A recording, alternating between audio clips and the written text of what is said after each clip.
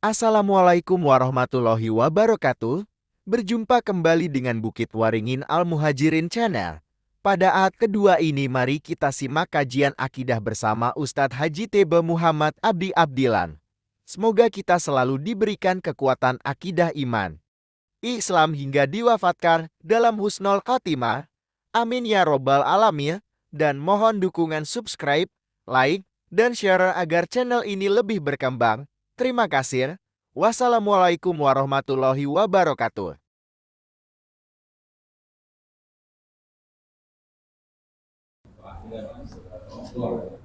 Assalamualaikum warahmatullahi wabarakatuh.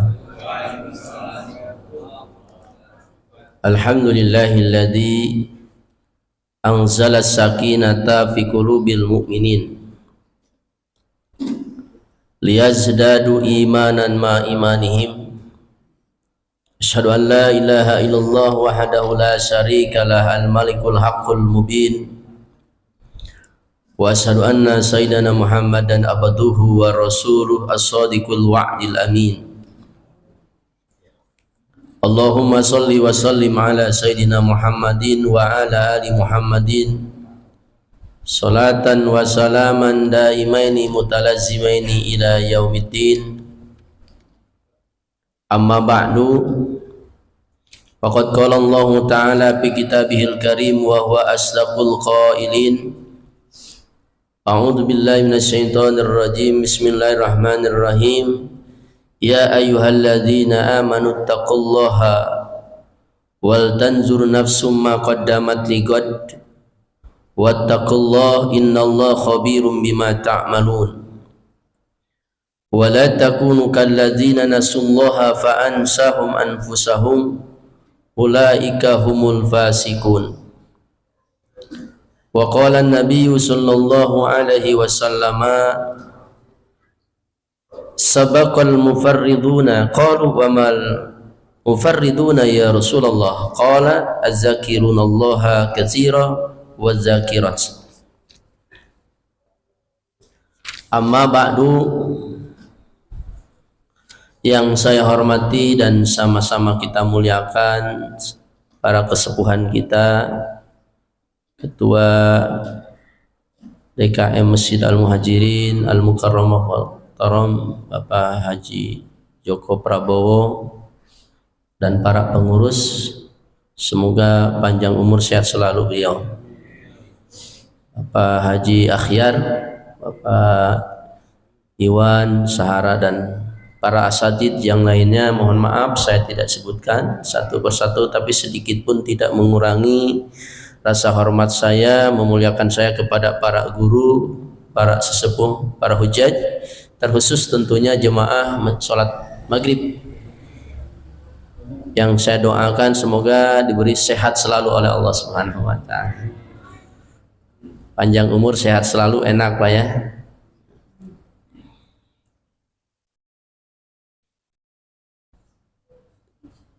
Saya dulu lahir itu di Gunung Salak Pak ya, saya lahir di Gunung Salak tahun 72 ya, Februari 72. Sekarang udah 2024, berarti udah 52. Kagak serasa hidup tuh, udah 52. Ya mudah-mudahan biar ada panjangan Pak. Ya berkat silaturahmi, alhamdulillah ya.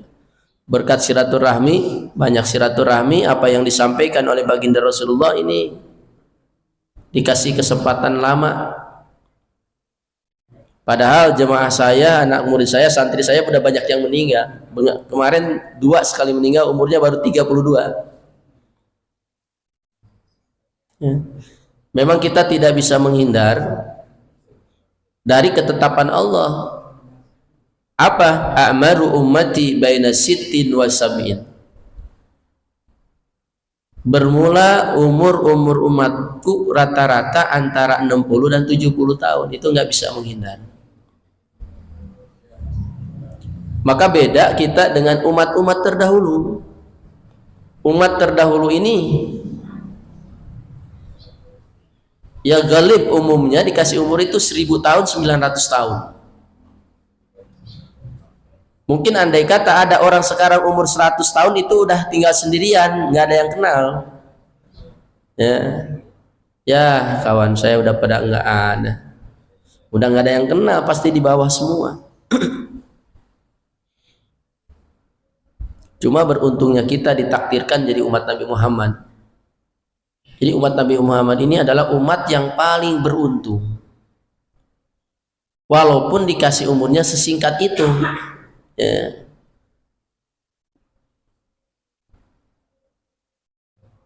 Karena banyak ya padilah-padilah ibadah yang diperintahkan oleh Allah. Di antaranya seperti ngaji, thalabul ilmi. Ini thalabul ilmi ini nggak sembarangan, Pak. Baginda Rasul sebagai sahibul syar'i diperintahkan oleh Allah Subhanahu wa taala, wa qur rabbi zidni ilman. Mungkin kalau Bapak pernah pesantren itu ada tasrif ya, tafsir qala yaqulu qawlan, fil madi, bil mudhari dan fi masdar. Nanti ada fil amr. Fil amrnya qul. Nah, ada perintah Allah kepada baginda Rasulullah, wa qur rabbi zidni ilman. Itu kata fil amr tuh. Ucapkan olehmu, khitabnya siapa yang dituju? Baginda Nabi Muhammad. Apa kata Allah? Ucapkan olehmu ya Rasulullah, Rabbi zidni ilman. Tuhanku berilah aku selalu ilmu. Kita tahu baginda Rasulullah syahidul anbiya'i wal mursalin. Bahkan kalau kita lihat teropong ke sana, salah satu sahabat yang bernama Jabir bin Abdullah. Ini Jabir bin Abdullah ini pernah bertanya di luar, bukan perluar, artinya beda dengan pertanyaan para sahabat yang lain. Ya Rasulullah, akhbirni an awali syai'in khalaqallahu ta'ala qablal asya. Ya Allah, ya Rasulullah, ceritakan kepadaku, akhbirni, kasih tahu aku, an awali syai'in khalaqallahu ta'ala qablal asya, tentang sesuatu yang pertama sekali Allah ciptakan sebelum adanya alam semesta. Jadi alam semesta tadinya nggak ada, ya. Apalagi isinya ya, maka ini tauhid penting. Kalau Allah itu la awala wala akhirah, tidak ada awalnya dan tidak ada akhirnya. Kalau alam semesta tadinya nggak ada, berarti ada awalnya. Nah, sebelum adanya alam semesta, apa yang Allah ciptakan? Ya Jabir, innallaha khalaqal qablal asya nuran nabika min nurih faja'ala dzalika nur yaduru bil qudrati haitsu sya'allahu ta'ala wa lam yakun fi dzalikal waqt lauhun wala qaramun wala arsun wala jannah wala nar wala sama wala ar wala jinniyun wala insyun wala malakun. Kata baginda Rasul, ya Jabir, yang pertama sekali Allah ciptakan sebelum adanya alam semesta adalah cahaya Nabi Muhammad, cahaya nabimu. Yang diciptakan diambil dari cahaya Allah Subhanahu wa ta'ala. Nah, si cahaya ini muter karena belum ada alam semesta. Walam yakun fi dzalikal waqt, dan pada waktu itu belum ada arsun, aras, kalamun, kalam, sama, adun, langit, bumi, jannah, nar, surga dan neraka belum ada. Pokoknya semuanya belum ada. Falamma arada ayyahluqallahu khalqa, tatkala Allah menginginkan menciptakan makhluk, apa? Qassama dzalika nur, maka Allah bagi-bagi itu cahaya. Cahaya baginda Rasul dibagi-bagi. Allah ciptakan dari cahaya baginda Rasulullah aras, kolam, sorga, semuanya. Bahkan kalau kita baca rawi itu ada Fajami'ul anbiya khuliqu min nuri Muhammadin sallallahu alaihi wasallam. Bermula semua para nabi, 124.000 nabi, semuanya diciptakan dari baginda Nabi Muhammad sallallahu alaihi wasallam. Termasuk kita.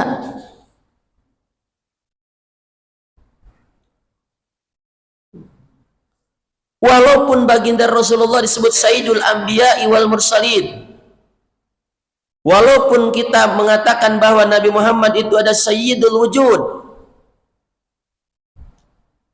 dasar dari semua para nabi diciptakan, tetap kita mengatakan asyhadu an la ilaha illallah wa asyhadu anna Muhammadan abduhu wa rasuluh. Tetap Nabi adalah hamba Allah, ciptaan Allah, makhluk Allah, utusan Allah. Boleh disejajarkan dengan Allah? Enggak boleh. Itu sekelas baginda Nabi. Apalagi sekelas nabi-nabi di bawah baginda Nabi Muhammad sallallahu alaihi wasallam. Termasuk Nabi Adam. Said Umar bin Khattab ini pernah bercerita ketika baginda Rasul cerita tentang Nabi Adam diturunkan dari sorga, itu beras itu Pak, beras itu segede-gede gini nih beras ya, ini wanginya nih ke Jakarta wanginya ke endus tuh, beras wangi tuh ya. Iya, kalau berasnya segede ini kira-kira orangnya segede apa? Ya kalau beras segede gini orang segede kita makan beras mati ya. Berarti Nabi Adam besarnya luar biasa ya. Tingginya luar biasa ya. Makanya Rasul mengatakan kalian nanti di surga seperti kakoma abikum Adam, seperti fisik Nabi Adam, gede-gede kita ya, gede-gede. Ada satu keterangan fisik ahli surga itu, fisik Nabi Adam itu di atas 30 meter Pak ya. Kita kadang-kadang kita nih makanya main bola orang Indonesia kalah mulu sama Eropa, karena orang Eropa tinggi-tinggi, gede-gede, tinggi-tinggi, orang Indonesia ya. Asia itu ya maaf dah fisiknya ya. Kita melari 2 kali, dia melari sekali, tinggalan mulu. Jadi kalau kita di Mekah aja, di Mekah ya Allah gitu. Saya kemarin di Mekah itu sebulan, itu kalau kumpul itu bagusnya saya bisa bahasa Arab. Kayaknya saya paling jelek di sana, ganteng-ganteng banget Pak, ya Allah, minder saya ini ganteng-ganteng orang. Di Madinah juga sama.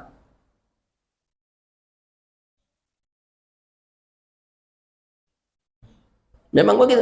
Dan dipisahkan oleh Allah. Dipisahkan sama Allah. Hampir 300 tahun dipisahkan oleh Allah. Setelah dipertemukan, maka Nabi Adam dan Siti Hawa punya anak kembar terus. Dua.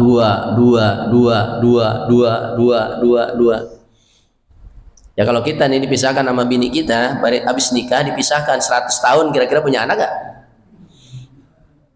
Ketemu juga udah nggak ada ini kali ya. Jadi udah peyot, kita udah peyot, gigi udah kagak ada, tenaga udah ada. Ya sekali-kali ketemu udah 100 tahun ya. Kenapa? Nabi Adam walaupun udah 300 tahun fisiknya masih ganteng, Siti Hawa masih cantik. Ya orang ganteng sama orang cantik ya ketemu, ya udah, kita yang jelek sama jelek juga, anak banyak ya. Bapaknya jelek, emaknya jelek, anaknya banyak Punya gaduh putra sabaraha Pak? Alhamdulillah nembe 18. Orang sudah gitu, nembe itu kan baru. Saya punya keponakan ditanya tuh. Terus gaduh sabaraha putranya? Nembe 8. Baru 8 itu. Ya Allah. Di daerah Cigombong sono rata-rata begitu. Saya punya saudara kiai punya anaknya 19. Silaturahmi ke rumah. Ya jangan putri, cucu sanes ya. Sanes. Putri Abdi, Kang. Ini yang ke-18. Bawa anak kecil, kata saya cucunya, itu anaknya yang ke-19. Ya Allah. Ya kalau kita di sini babak belur punya anak 19 ya. Apalagi udah kuliah, udah pesantren, ya Allah. keluar masuk. Ini Nabi Adam, Pak. Nabi Adam sambil nangis dia berdoa kepada Allah, Rabbi bihaqqi Muhammad illa ghafartali khati'ati. Ya Allah, dengan kebesaran Nabi Muhammad kecuali engkau maafkan kesalahan saya. Allah tanya, ya Adam kaifa arafta Muhammad? Adam, kenapa engkau bisa kenal Muhammad? Walam ahluku, padahal aku belum menciptakannya, kata Allah. Kata Nabi Adam, ya Rabbi lama khalaqtani wa nafakhta ruhi wa rafa'tu rasi faraitu maktuban bi'adal qawal imilasi la ilaha illallah Muhammadur Rasulullah. Fa'alimtu annaka lam tuqrin ismak ila ismin wa ahabu khalqi. Kata Nabi Adam, ya Allah, ketika engkau ciptakan saya, engkau tiup ruh saya angkat punya kepala, ini dia tiang-tiang aras tertulis sejajar dengan namamu, la ilaha illallah Muhammadur Rasulullah. Fa'alimtu annaka lam tuqrin ismak. Saya yakin engkau tidak mensejajarkan namamu bi ismin dengan suatu nama illa ahabu khalqi ilaik, melainkan nama itu adalah makhluk yang paling engkau cintai. Qala Allah Ta'ala Jalla Jalaluh, maka Allah jawab, sodakta anta ya Adam, betul kamu Adam. Qad ghafartu khati'atak id sa'altani bihaqqi Muhammad, saya maafkan kesalahanmu tatkala kamu minta dengan keagungan pangkat Nabi Muhammad. Wa huwa akhiru anbiya'i min dzurriyyatik, dia adalah Muhammad itu yang namanya tertulis sejajar dengan aku adalah terakhir para nabi dari keturunanmu. Laulah lamma khalaqtuka, andaikan bukan karena dia Muhammad, saya tidak akan menciptakan engkau hai Adam. Jadi kalau bukan Nabi Muhammad, Allah tidak akan menciptakan Nabi Adam. Kalau nggak ada Nabi Adam, kira-kira ada kita nggak? Nggak ada. Nenek moyang terus itu sampai orang tua kita nggak ada. Makanya ada satu ayat, wa ma arsalnaka illa rahmatan lil alamin, dan tidaklah aku utus engkau ya Rasul kecuali adalah kasih sayang sebagai kasih sayang kepada alam semesta. Kenapa? Kalau nggak ada Nabi Muhammad, alam semestanya nggak ada. Makanya bukan hanya kita aja yang banyak sholawat kepada Nabi, burung-burung, cacing semua, ya makhluk, mereka semua bersolawat kepada Nabi disebabkan sebagai tanda syukur mereka ditakdirkan oleh Allah untuk merasakan hidup di alam dunia ini. Nah, kita ini adalah termasuk adalah makhluk yang paling beruntung. Kenapa? Di samping dijadi makhluk yang paling sempurna, kita ini ditakdirkan oleh Allah jadi umat Nabi Muhammad. Jadi umat Nabi Muhammad kita. Umat Nabi Muhammad adalah umat yang diidolakan oleh para nabi-nabi terdahulu. Karena di suhuf-suhuf mereka yang diturunkan oleh Allah Subhanahu wa taala diceritakan tentang keutamaan-keutamaan yang diberikan oleh Allah kepada umat Nabi Muhammad, sehingga mereka mengagumi. Bukan hanya mengagumi, mereka meminta kepada Allah, Allahumma ja'alni min ummati Muhammad. Ya Allah, jadikan saya sebagai umat Nabi Muhammad. Ini para nabinya, Pak. Makanya kadang-kadang kita juga ada suka ngedengerin kalau mengaji itu baca, ya Rabbi bil Mustafa بلغ مقاصدنا واغفر لنا ما مضى ya wasi'al karami. Itu ya Rabbi kayak Nabi Adam minta sama Allah. Ya Rabbi bihaqi Muhammad, sama ya Rabbi bil Mustafa, sama itu.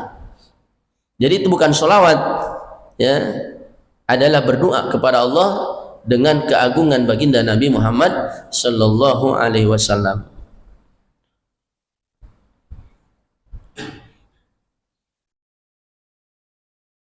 Apalagi ini sekarang kita udah masuk ke 1446 ya Hijriah. Ada satu hadis Rasul mengatakan al-muhajiru man hajara su. Bermula orang yang hijrah itu adalah orang yang menjauhi perbuatan buruk. Maaf. Ini sekarang ini kan lagi ngetren judi online ya. Judi online itu banyak yang minta cerai, banyak yang berantem dari kalangan atas sampai bawah, bahkan anak-anak sekolah. Itu tidak akan bisa berhasil apapun kecuali cuma satu, masyarakatnya, warganya diisi dengan ilmu, Pak.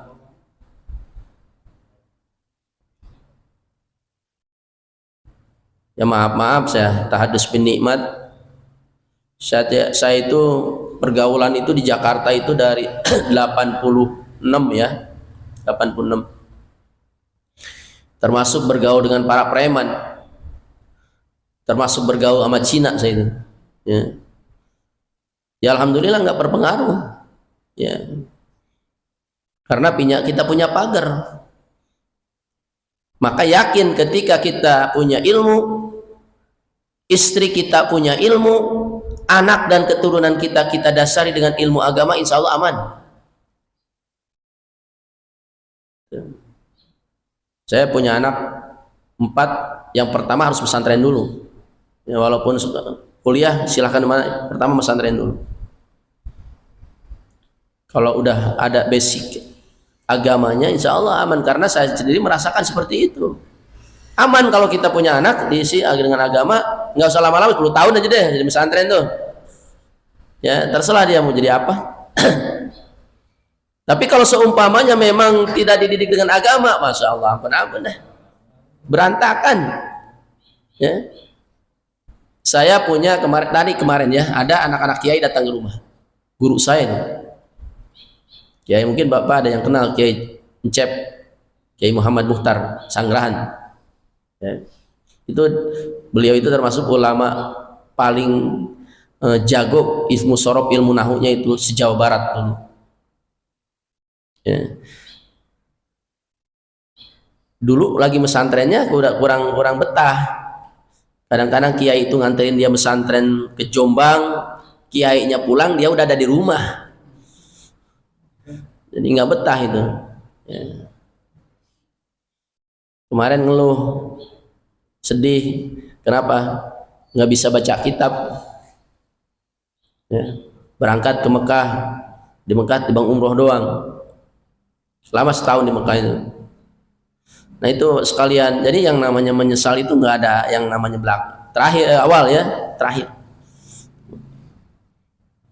Insya Allah. Ya. Nah, umat Nabi Muhammad ini dikasih kesempatan yang singkat, antara 60 dan 70 tahun, tapi bisa mengungguli umat-umat terdahulu yang dikasih umur ratusan bahkan ribuan tahun. Dengan apa? Dengan ngaji.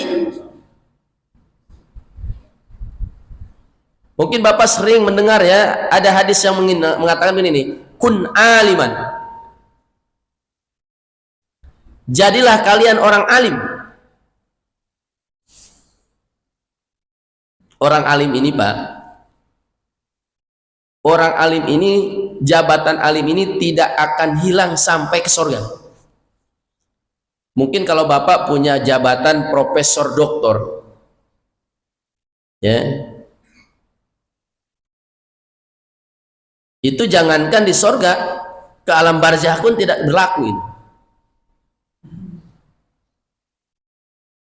Nggak mungkin pas ditanya oleh malaikat Munkar wa Nakir, "Marrabuka?" "Saya dokter nih." "Oh, jangan Pak dokter." Nggak bisa. Ya. Karena udah nggak berlaku di sana. Tapi orang-orang alim, Pak, orang alim, ya, idza kana 'ala sirat yaqulullahu ta'ala jalla jaluluh. Apabila nanti di atas sirat, kata baginda Rasul, di atas sirat. Sirat itu apa sih? Jasrun, satu jembatan yamuruna, yang dibentangkan, alamatni jahanam, di atas api neraka jahanam. Karena api neraka jahanam ini adalah neraka yang paling atas, Pak. Nggak jauh sih jembatannya, jasrunnya cuma kalau jalan 3000 tahun, Pak. Kira-kira kalau jembatan jalan 3000 tahun lama nggak? Jauh nggak? Panjang nggak? Kalau orang Sunda itu empladan. Ya, kalau Bapak ngerti Sunda itu, kalau jembatan terlalu jauh itu, walaupun pun batang kelapa itu empladan tuh. Kalau yang naik banyak. Kalau 17 Agustus kan gitu, terus ujung-ujungnya nyemplung kan, jatuh tuh. Yamurunal awwaluna wal akhirut, akan melewati itu jasrun, manusia yang pertama sampai manusia yang terakhir, termasuk kita nih. Ya. Hatta al-anbiya wal mursalin wan nasi ajmain, sampai para nabi, rasul dan manusia yang terakhir. Kemudian Allah Subhanahu wa taala berfirman, ya abid, ini ahli-ahli ibadah nih, si ahli-ahli ibadah, selama dia dikasih kesempatan hidup, dipakai ibadah dia sama Allah, tekun taat sama Allah, ya, menjauhi larangan Allah. Allah perintahkan, udhulul jannata wa tan'am fiha, kalian silahkan masuk surga dan bersenang-senang di dalam surga. Wa yaqulu jalla jalaluhu alal alim, tapi Allah berfirman kepada orang alim. Jadi dia di atas neraka itu ada jabatan alim. Ya alim, isfa man ahbabta. Orang alim, kamu jangan masuk surga dulu.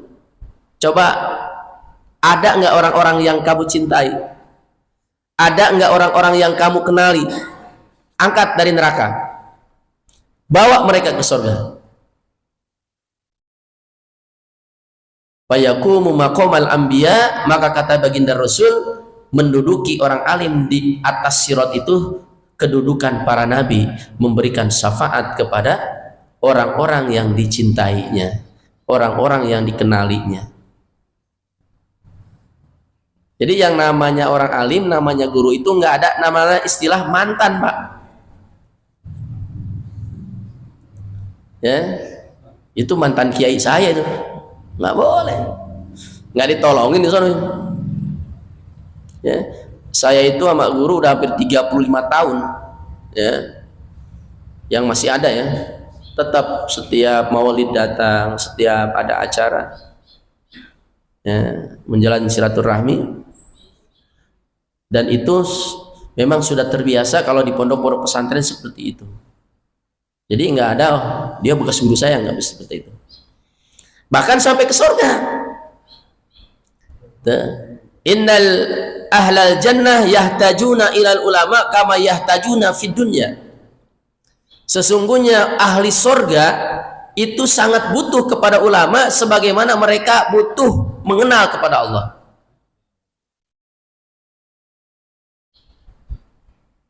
Awal wajibin alal insani ma'rifatul ilahi bistiqoni.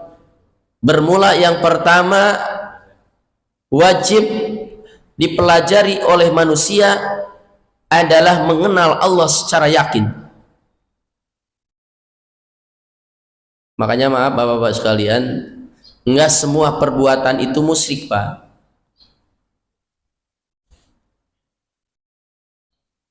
Contoh, kalau kita berdoa di pangkeng tuh, atau berdoa di bawah pohon, atau di dekat makam, tergantung kitanya, ya. Di Al-Quran kan dicontohkan ketika Nabi Zakaria itu masuk ke pangkengnya Siti Maryam, kamar khusus. Kalau orang kampung bilang pangkeng. Falamma dakhala Zakaria al-mihrab wajada indaha rizqa. Tatkala Nabi Zakaria masuk ke pangkengnya Siti Maryam, Nabi Zakaria melihat banyak makanan. Faqala anna laki hada ya Maryam, ini makanan dari mana Maryam? Kok banyak? Kamu kan nggak pernah ke pasar, kamu kan nggak pernah masak, bahkan kamu nggak pernah keluar dari pangkeng, kok banyak makanan? Ini sekelas Rasul ya, sekelas Nabi. Qalat hadza min indillah. Berkata Siti Maryam kepada Nabi Zakaria, ini makanan dikirim dari Allah. Makanya ada peribahasa, buah jatuh tidak jauh dari pohonnya. Karena Siti Maryam ini dikasih makan langsung oleh Allah, maka anaknya pun sama. Nabi Isa alaihissalam berdoa kepada Allah, Allahumma anzil alaina ma'idatan minas sama. Nabi Sulaiman ngerti dengan berbahasa apapun, termasuk binatang, daun-daunan, angin. Kenapa? Bapaknya Nabi Daud sama. Karena yang namanya anak mah tergantung orang tua, Pak. Ada hadis, kullu mauludin yuladu ala fitrah. Bermula tiap-tiap yang dilahirkan posisinya dalam keadaan suci. Fa'abawahu, abba ayah dan ibulah yang membuat dia jadi orang Nasrani, Yahudi, Majusi dan berbagai macam. Termasuk lingkungan. Saya punya saudara ketika kecil lahirnya di Sunda. Lahirnya di Sunda, Pak. Orang Bogor. Cuma dibawa pas habis lahir dibawa ke Mekah. Nggak bisa ngomong Sunda, pinternya bahasa Arab. Tuh begitu. Ya. Ya kita kalau pengen bisa bahasa pintar bahasa Madura mah anak kita taruh aja di Madura dari mulai kecil. Pas pulang dia ngomong Madura terus. Aing kagak nyambung sama kita. Begitu. Kenapa al-qarin bil qarin yak tadi? Lingkungan sangat berpengaruh. Maka kalau lingkungannya ini daerah kotanya kota ahli ibadah, alhamdulillah di Masjid Al-Muhajirin ya alhamdulillah tiap waktu alhamdulillah berjamaah banyak Pak ya, alhamdulillah. Mudah-mudahan kayak di Mekah.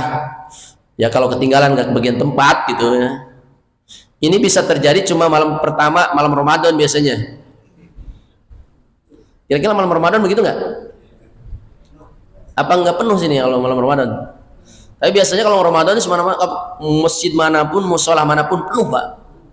Ya, kalau malam pertama bulan Ramadan, mungkin saking bahagianya tuh. Tapi udah seminggu ya biasa ngurangin. Ya. Jadi nggak konsisten ya ibadahnya. Ya. Jangan kacing iri sama tetangga, jangan, Pak. Ya, tetangga saya nggak pernah sholat aman-nyaman aja. Tuh. Tangga saya malah mancing tiap hari dia. Bahagia be hidupnya jangan. Idza ra'aitumur rajulan ya'sillallah. Jika kalian lihat orang itu maksiat sama Allah wa huwa muqimun fil ma'asi, dia tetap maksiat sama Allah, fa'lam annahu istidraj. Maka ketahuilah bahwa itu orang lagi disungkun sama Allah. Tahu disungkun, Pak? Seseorang petani ikan mas dah lah ya, ikan mas mungkin kalau pertama naruh segini gini lah atau ikan gerame lah. Ini kalian seneng tuh ditaruh di kolam gede, tiap pagi siang dikasih makan. Tapi ini ikan nggak tahu akhir hidupnya tuh. Kira-kira kalau udah waktunya diambil kira-kira, nah kata petani nih, wah ikan udah sedangnya dijual nih. Ada yang mau beli, Pak, beli ikan gerame berapa? 10 kilo. Nah, ini mulai kerasa tuh sungkunan itu. Ikan gerame dijaring, ditaruh di tempat yang gak ada air, matanya melong, pelotat, pelotot, pelotat, pelotot. Padahal ya dari dulu kasih makan tuh, nikmat. Nggak tahu itu gerame pelotot pelotot itu gebuk pulang. Wah, nggak sampai di situ, lehernya dipotong, perutnya dibelek, jantungnya semuanya diambil. Nggak sampai di situ, Pak. Dikasih garam sama cuka, aduh, sampai di situ nggak? Belum. Digoreng. Sampai digoreng? Belum. Dimakan, dihancurin. Sampai di situ? Belum. Di tempat yang sangat bau. Kata ikan, nyesel saya hidup. Gitu. Padahal dulu pertamanya dinikmatin, ya, itu orang maksiat seperti itu tuh. Ya, kagak berhenti nanti dia siksa sama Allah Subhanahu wa taala. Ya, naudzubillah min dzalik. Nah, kata baginda Rasulullah, bulan Hijrah ini adalah bulan tempat kita mawas diri. Di dalam surah Al-Hasr ayat 18 dan sampai 19 Allah menyatakan, ya ayyuhalladzina amanu taqullah. Orang-orang yang beriman, hendaklah kalian takwa kepada Allah. Karena ini modal takwa ini. Ya. Bagaimana caranya? Wal tanzur nafsum ma qaddamat. Hendaklah seseorang itu memperhatikan, mengoreksi, meneliti perbuatan-perbuatan yang lalu. Apakah pernah kita ninggalin sholat? Sekali aja Pak ninggalin sholat. Sekali aja seumur hidup. Kita udah balik nih, ninggalin sholat sekali. Kagak kekodok. Maaf dah. Mau nggak mau, orang yang nggak sholat itu nanti akan menjadi penghuni neraka. Jangankan penghuni, ngelayangnya. Ketika baginda Rasulullah di Madinah, ya, di Madinah menceritakan tentang neraka, ini namanya Mutabik Bilhal namanya.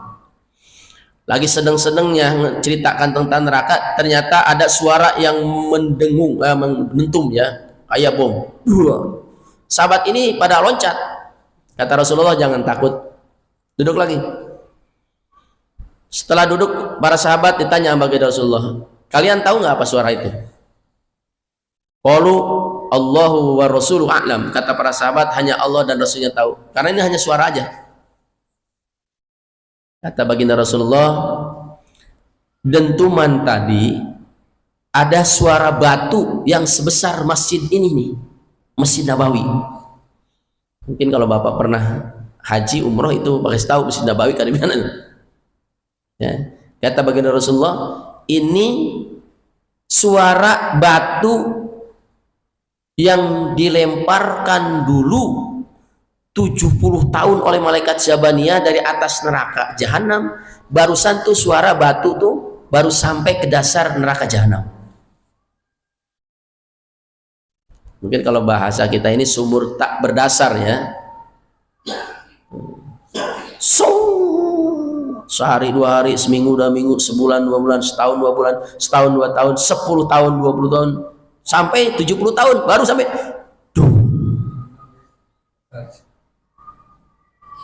Kira-kira dalam nggak Pak? Andaikan istri kita jatuh ke sumur yang nggak ada dasarnya, kira-kira kita nyesel nggak? Andaikan anak tercinta kita, cucu tercinta kita, saudara tercinta kita, kira-kira jatuh ke sumur, semuanya mereka ke sumur, ternyata sumur nggak ada dasarnya, kira-kira nyesel nggak? Ini neraka Pak. Ya. Jatuhnya aja 70 tahun, itu batu. Kan namanya benda semakin berat semakin cepat Pak. Coba aja, sesuatu benda semakin berat akan semakin cepat itu jatuh ke bawah. Itu dicontohkan oleh Allah, batu yang sebesar Masjid Nabawi dilemparkan dari atas neraka jahanam 70 tahun baru sampai ke dasar neraka jahanam. Itu batu, bagaimana orang? Jadi kalau jatuhnya aja apa? Makanya Abu Nawas itu bikin i'tiraf tuh. Ilahi lastu lil firdausi ada wala aqwa ala naril jahimi fahab li taubatan waghfir dhunubi fa innaka ghafiru dzanbil azimi. Ya Allah, saya nggak pantas masuk surga. Memang nggak pantas. Dari fisik aja udah nggak pantas.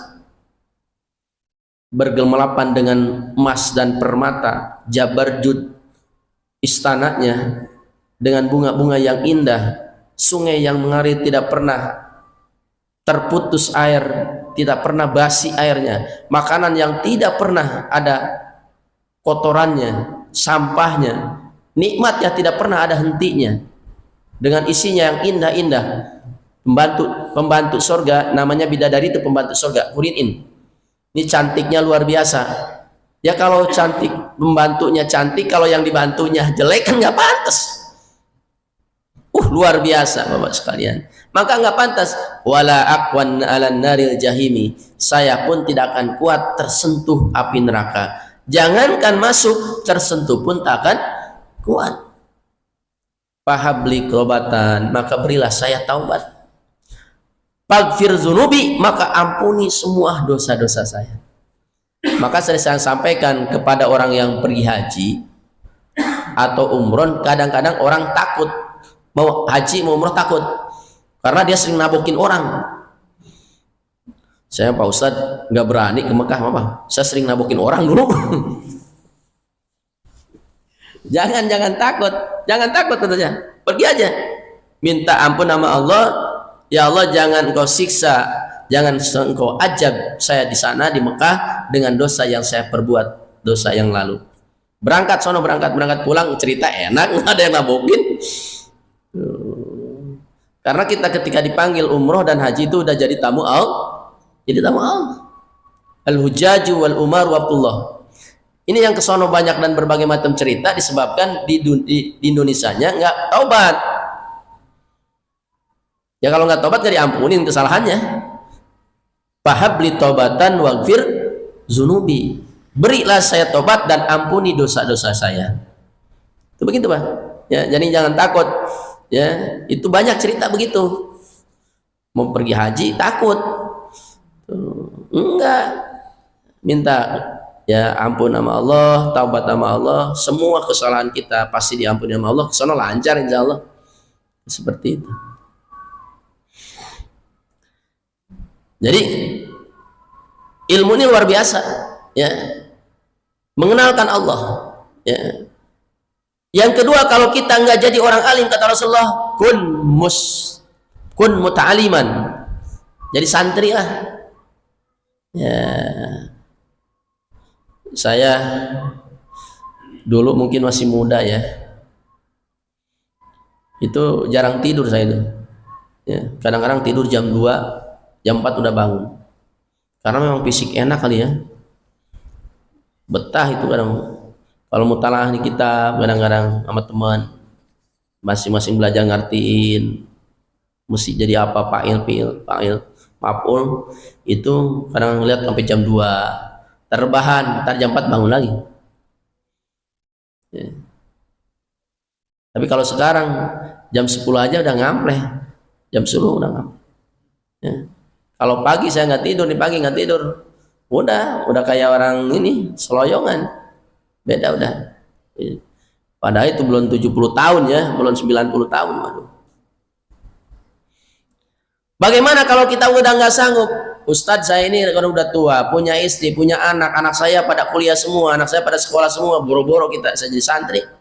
Kata baginda Rasulullah, kun mustami'an. Jadilah kalian orang yang mendengarkan agama. Walatakun robian, jangan keempat.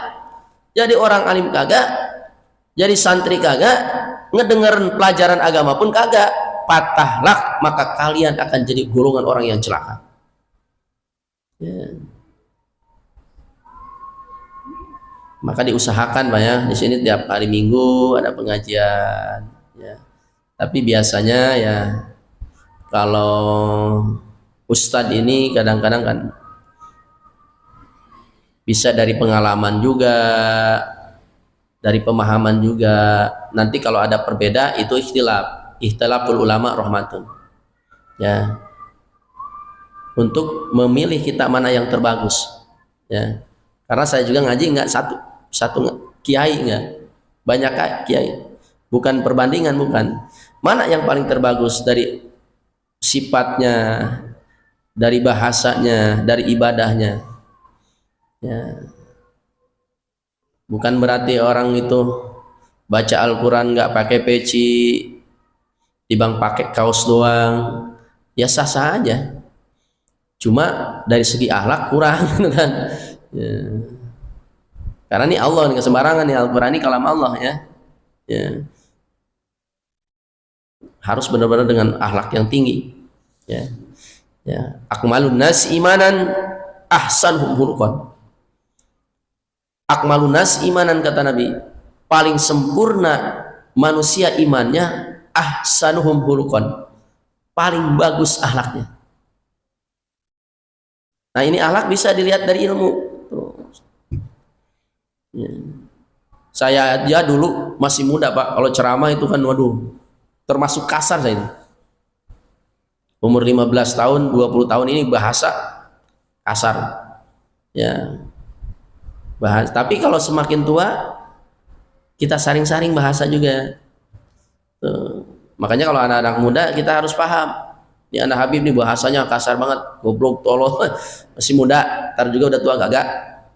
Ya, tapi kalau sampai tua mah terlalu agak mikir-mikir dia. Karena semakin tambah wawasan, semakin tambah usia biasanya semakin bijaksana. Ya. Saya itu sama santri, jangankan sama santri, sama anak, sama bini aja ngambek nih. Kalau bini paling 2 menit 3 menit udah hilang ngambek. Tuh. Karena kita banyak pertimbangan ya. Ini mah kadang-kadang ngambek sampai 7 turunan.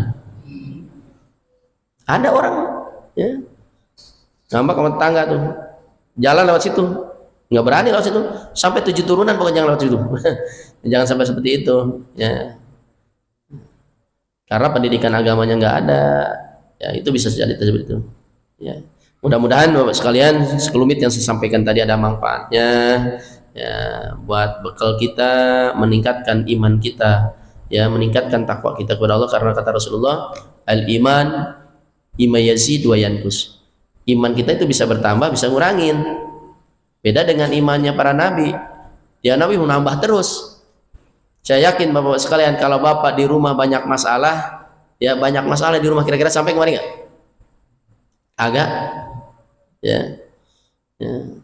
Bini cemberut baik, anak nangis baik ya, mana kita lagi nganggur ya, pada pengen satu ke pasar, pengen belanja, pusing kita nggak sampai ke masjid.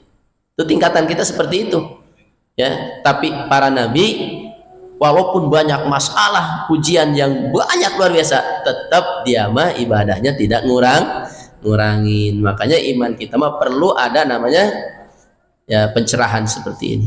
Kita bacakan suratul Fatihah, mudah-mudahan suratul Fatihah apa yang kita pinta kita ya hajatkan dikabulkan oleh Allah Subhanahu wa taala.